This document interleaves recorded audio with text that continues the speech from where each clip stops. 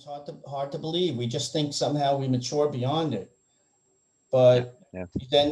then people will do drastic things under some perceived pressure or perceived offense, or they think their way of living is threatened. But that descending guitar and piano, man, that was just freaking awesome. Hey, man, of course this was going to lead us down this road, though. But yes, the music, absolutely. hey, Yeah. as always, music is the positive thing. Yes. Whatever the topic Totally is, believe it. Yeah. music is like a gift from the gods.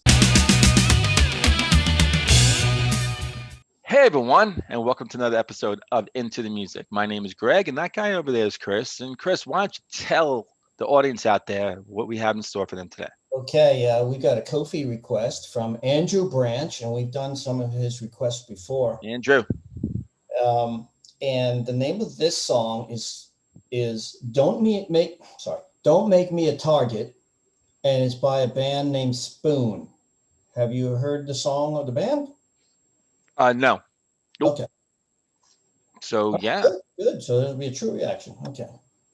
Absolutely. A true reaction. I'm going to Might go. put down Hives or something. I don't know.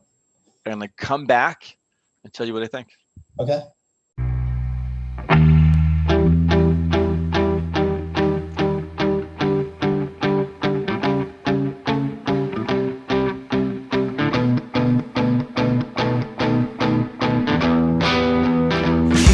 Man from the start, we don't know why he goes so far and keep on marching along,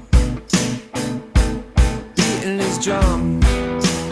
Clubs and sticks and bats and balls for nuclear dicks with their dialect draws that come from a parking lot town where nothing lives in the sun. Don't make me a target. Don't make me a target. When he reached back in his mind, feels like he's breaking the law. There's something back there he got that nobody knows. He never claimed to say what he says. He smells like the inside of closets upstairs, the kind where nobody goes.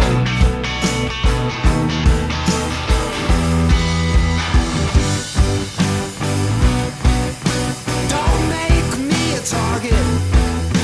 Don't make me a target. Nah, don't make me a target.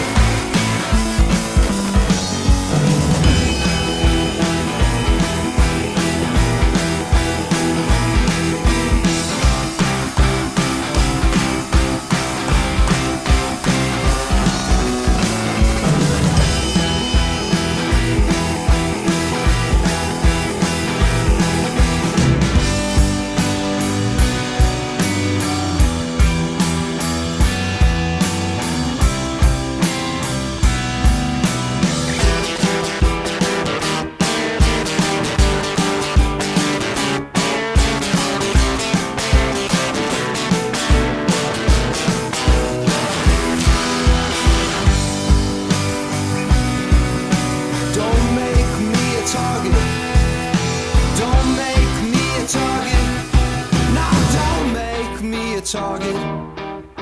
Don't make me a target. No, don't make me a target.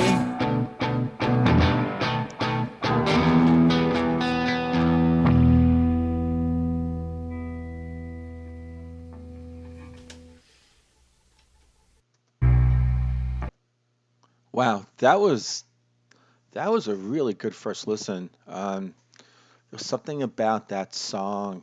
I mean, I could probably trace it to the guitar, to the pacing, to the beat, the guitar, the piano, the drums, just that beat, that pace that was just going through the different guitar sounds. There was just like a restless, unsettling feel to that whole song, and it was really good. That's a good thing. Yeah, I like this. Let's talk with Chris about this. So this was a real interesting song, man. And I mean interesting, like glass half full, arrows pointing up, not that interesting, like it was a really interesting. I don't know how to say it, I didn't like it. No, man, I really like the song. It's one of those that I gotta go back, I gotta listen to, because I wrote down a few lyrics, a few kind of words. I'm not really sure what the song's about. I'm sure hopefully you'll tell me. Um, but it's the music, man. It's the music. I love what they were doing with the guitar and the piano. They were both doing these kind of sort of odd, and I don't mean odd in a bad way, just kind of like things going on, like the piano and the guitar. You would think if you just kind of like weren't paying attention, they're just kind of going bam, bam, bam, bam, bam, bam, and they were throwing this other stuff. Yeah, there's more variation in there, sure. There was some variation. The sound of the piano would get louder than the guitar, and then the guitar was getting louder than the piano. You had some sort of effect, some sort of distortion tone to the guitar that was really interesting. Yeah, and then it got into that part that was kind of more raw sounding to it, where it just went into some instrumentation. Oh yeah, right. So I wrote that down. Yeah, I wrote that down. Like 2/3 through. About 225, 230, and I should put down the time. Okay. That was excellent. Yeah, it picked up, man. It was like guitar shenanigans. It really was picking up shenanigans. Pace. Yeah, absolutely. And also there was hand clapping that was going on. I didn't catch that during that musical thing. Yeah. I mean, I could be wrong, but I think it was. Okay. Yeah, it was. Which I love that. We've talked about that. The Who and it's a nice touch. Epic bands. I love that stuff. Yeah. That descending sound. I threw out. Did it remind you of anything? Any song? Yes, it did, but I can't put my finger on it. Since you're asking me, I'm guessing it reminds you of something. It did, yeah. It did. First, I was like, and it sounded like Beatles-like, but I was like, which one? And then I'm like, oh. So, I mean, this is just my opinion. Should I say it? Yeah, of course you should. Cry, Baby, Cry. Oh God, no. This reminded me of something, but with the piano and the vocals combined. Well, if you remember when he would sing. Song, da, da, da, da, da, da, da, okay. That's descending. Yeah, okay. That's what not. There's probably something else too out there. It reminded me of something. So maybe maybe, yeah. But that was actually could be more than one song too that it reminds me of. Oh yeah. You're right with the descending. Yeah. So a couple of lyrics. I don't know. Here comes the man from the stars. Yes, from the star. Clubs, sticks, and bats and balls break my bone. Bats and balls for nuclear dicks. Reminds me of when nothing lives in the sin. In the sun. I know you were doing just by hearing it. So yeah, I don't know, man. Fill me in. All right, let me give you the first verse. Here come the man from the star. We don't know why he goes so far, and keeps on marching along, beating his drum. Thugs and sticks and bats and balls for nuclear dicks with dialect drawls. They come from a parking lot town where nothing lives in the sun. So from what I've read about this, and I've got a contributor to geniuslyrics.com. Is that the name of this thing? Yeah, genius.com. And also another site, let me see, another site called songmeanings.com. It looks like from what the comments are that it's about George W. Bush. And apparently, let me just tell you a little bit about the band, then I'll get into that because the timing is kind of important here.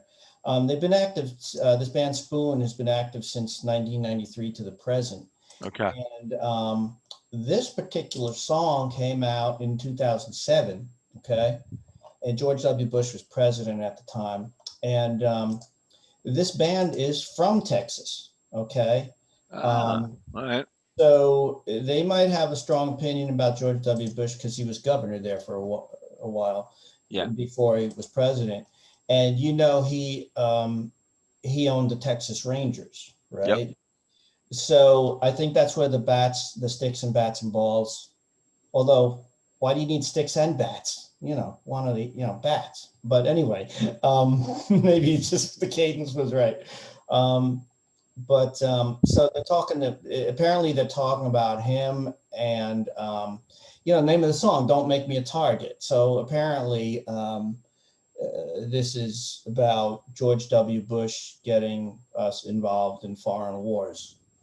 Okay. And don't make me a target. Of course, perfectly legit. But, if I didn't know the background to that, I wouldn't have known what they're talking about. Who are they talking about? I don't know. But, he comes from the Star, Lone Star State, right? Yeah. We don't know why he goes so far. Okay. But yeah, the baseball theme and, I guess he's got control of the nukes. So for nuclear dicks with dialect trolls, whatever. I don't want to get too much further into that in case there's any George W. Bush fans out there. But so that's basically what it's about. Yeah. Yeah. And the target thing definitely gives it away. Don't make me a target because, politicians aren't the ones going to the wars, right? Yeah. So. No, definitely not. And, really it can fit for any president during any war, during any time we start a war that,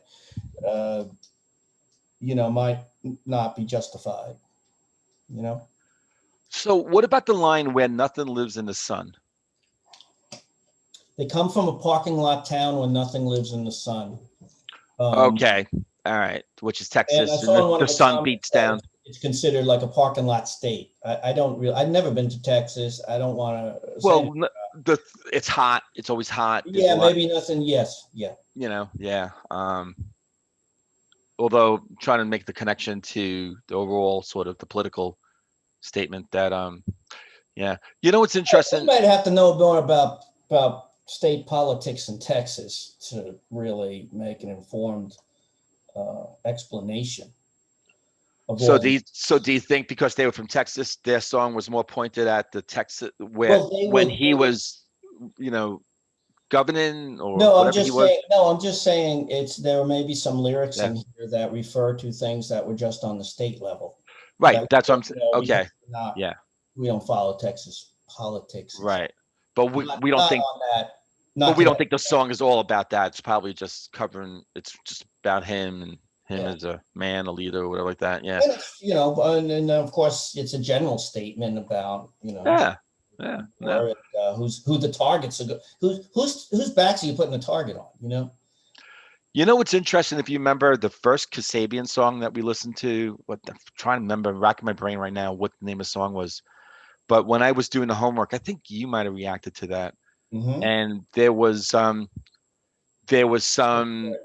backstory about that he was, a lot of people thought he was writing about Bush, and it wasn't a kind song. And right. So he was I thought it was Kasabian, and I think it was Serge who was saying that no, he's saying it was about something else, but the lyrics actually made a lot of sense. Right? Underdog? I think that's the name of the band. Okay. Yeah. And we thought it was Wonder Dog. Yeah. I think we probably purebred. Yeah. We already went through that. So this is an interesting song, Absolutely. Yeah. So Yeah, I gotta tell you, We man. don't really follow. We don't do too many political songs, really. No, I mean we Haven't get run into them. too many of them. We've got, Rage Against the Machine. We got Sure, sure. just the other one. Yeah, we've gotten a few, and that's fine. Because you're writing about something Making that is songs for someone's people passionate anyway. about. I mean, politics is people passionate about politics. Yeah, yeah. And Especially if there's a war involved. Yes. yeah, and you and I, we're voters and we live through that stuff. So yeah, I mean, that said, the music too. And the music I like the music, man. The music was really I like the interesting. music too. So yeah. Yeah, yeah. And of course, now that it's not specifically timely, the lyrics, then definitely the music has to have something there, Yeah. Yeah. Well, it's still timely, right? It's still timely in a general sense, but with the Because specifics, any leader, Bush, if that's the case. even ones that, any leader is like, it's the foreign wars that we get into. It's just always, what's that Who song? That same as the old boss. Yeah. Oh yeah. Yeah. We won't get fooled again. It kind of seems like we get fooled. But it's like he says, well, that's more over like and over. That's more of a peace movement, though. That everything's going to come together. But that line, though, Oh, wait a second. same as Actually, I'm wrong. You're right. Like, in other words, this peace, whatever we have, we think is peace. We think it's going to last, but we're going to be fooled by that again and go into a war. So you're right. You're right. Yeah, because everyone thinks, okay, this new regime, this new, it's sweeping in and it's going to take care of the. Yeah, this is the one. And we're good. And it's like, boom, no. Yeah, there's a 60s. History repeats itself and just keeps going over and over and over. There's I'm sorry, man. There's an early folk song from the 60s. I forgot who does it, but it's something like last night I had the strangest dream, and it was about how we all the leaders signed off to never have war again. And of course, the whole thing was just a dream, right? So yeah. You know what it is? I think you feel this way too from things we've talked about in the past. That you think that we've hit a new era where you can't imagine going back to the atrocities that have happened throughout history. You can't imagine that to be concentration camps again or something like that. And then look what we see. We see about the Uyghurs, if I pronounce it right, in China. Yeah, the Muslims who were in concentration camps and shit, apparently. So we can go back to that barbarity, and it's really a shame. It's a sad reminder when it hits you sometimes. Yeah. When you were living here, and you and I, we were at that time. The big thing was when Yugoslavia was kind of. Yeah, we're in the concentration camps, and that was terrible. What was going on absolutely. there? I mean, it's hard to believe. We just think somehow we mature beyond it, but then people will do drastic things under some perceived pressure or perceived offense, or they think their way of living is threatened. But that descending guitar and piano, man, that was freaking awesome. Hey, man, of course this was going to lead us down this road, though. But yes, the music, absolutely, yeah. As always, music is the positive thing. Yes. Whatever the topic, totally believe it. Music is like a gift from the gods. Because music can be. It's something you can't even define. It's just one of whenever, even if it's about the lyrics about something negative, music is just something that's so uniquely human and one of the greatest achievements of humankind, I think. And it's a great common denominator. Hey, Chris, Greg, you have a really good rest of the day. And everyone out there, the same for everyone out there. Thank you so much for watching this, and we'll see everyone on the next episode of Into the Music. See you.